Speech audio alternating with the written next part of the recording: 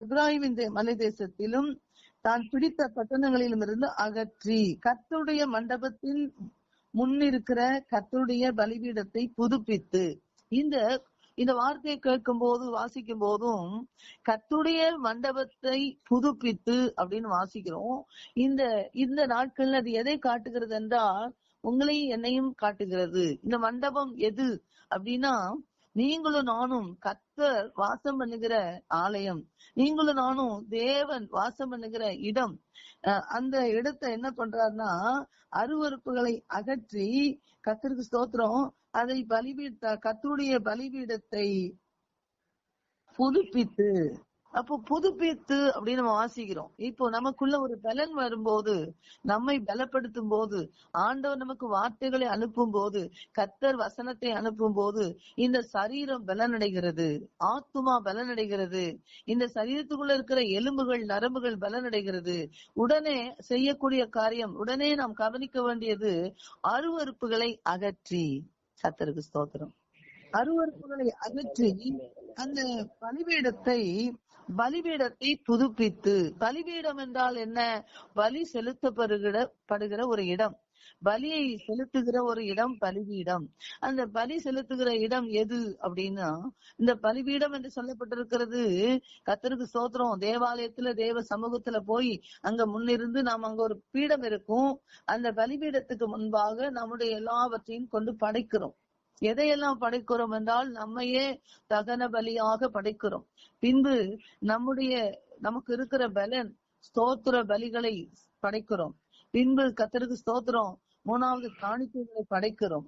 இங்க பலிபீடம், அந்த பலிபீடத்துல கொண்டு வந்து வைக்க வேண்டும். இப்ப இந்த பலிபீடத்தை சுத்தப்படுத்தி புதுப்பித்து. கர்த்தருக்கு ஸ்தோத்திரம்.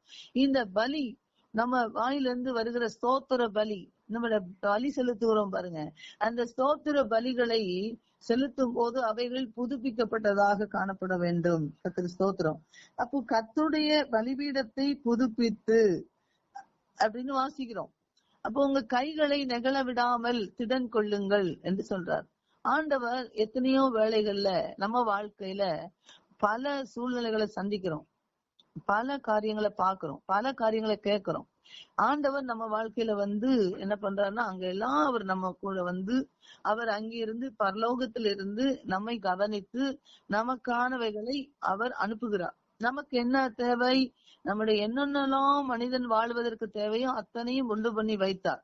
ஆனாலும் அதோடு விட்டு விடாமல் அவர் தொடர்ந்து நம்மை பாதுகாத்து வருகிறார், நம்மை வழி நடத்துகிறார். அப்ப இந்த பூமியில பரிசுத்த ஆவியானவரை வைத்து அவர்களுக்கு உதவி செய்யும்படி, அவர் பலப்படும்படி கர்த்தர் பரிசுத்த ஆவியானவரை வைத்திருக்கிறார். கர்த்தருக்கு ஸ்தோத்திரம் உண்டாகட்டும்.